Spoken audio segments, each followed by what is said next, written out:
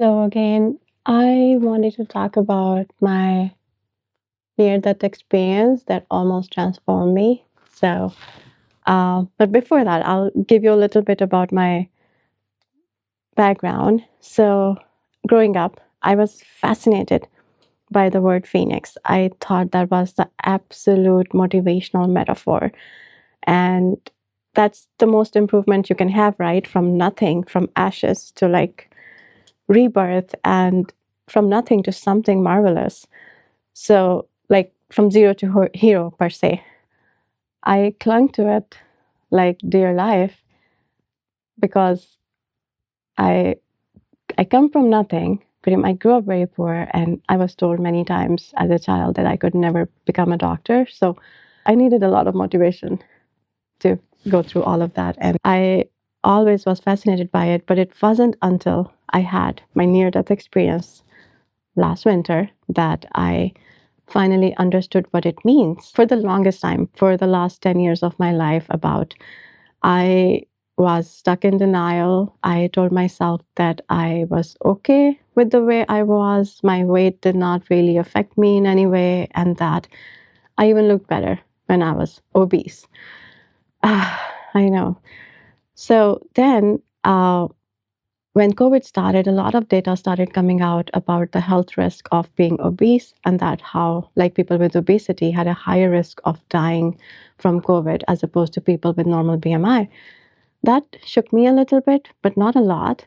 Again, life is busy and life goes on. If you don't stop and pause and really look at everything quite deeply, you're not going to change any day. So life goes on, running in the hamster wheel, not really paying attention to anything, just going through the motions. I kept going on until last winter when I got really sick.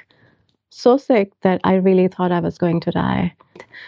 My respiratory rate went up to like 30 per minute, which normal is like 16 per minute. My heart rate was up to 120, and my fever was like 104, and it would not go down. I was stuck in my bedroom. I couldn't even like walk around, or just moving or going to the restroom was a struggle for me.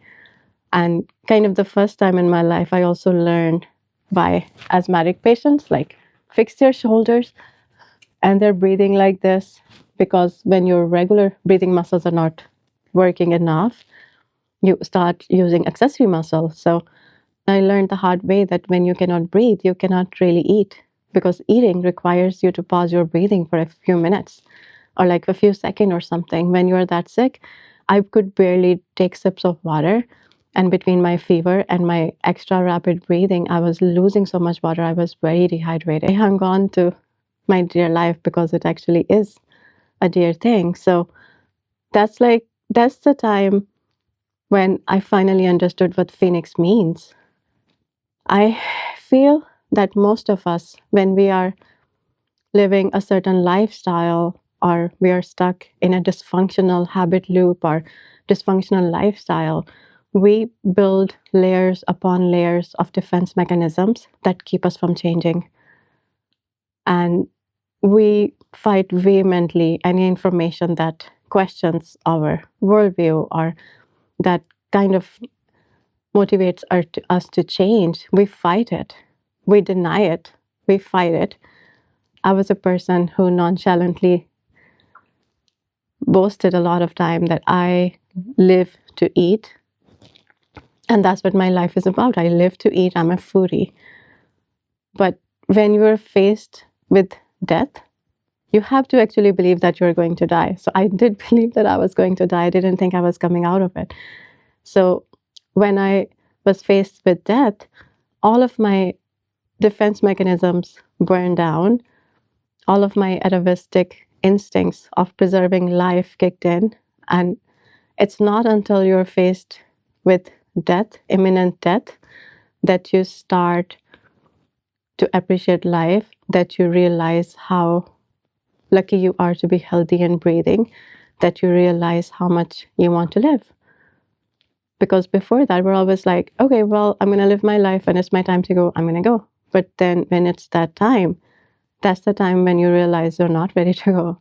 You so want to live, and that it's painful to not be healthy. So when you're faced with that, that's when all of your dysfunctional defense mechanism that keep you from changing, all of your excuses that I cannot eat this, I cannot eat like a rabbit, this is what I love to eat, this is all I'm gonna eat, this is all I can eat, I would throw up. If I ate a salad, I would throw up. If I drank water, I'm gonna puke it out because I just like to eat sugary drinks. All of those excuses leave your body. Everything burns down to ground, and only then you can have a rebirth. Realize why you have to burn down to ground to have a new birth, to rise with a new personality, to rise from the ashes. Because until and unless you burn down all of those fake personality and defense mechanisms that keep you stuck in bad habits, unless and until you burn down all of those things, you cannot change. So don't wait for your near death experience. Learn from other people's experience. I am lucky. I almost came out of it unscathed. Not everyone is that lucky. Don't wait for tomorrow because tomorrow never comes. Every day is today.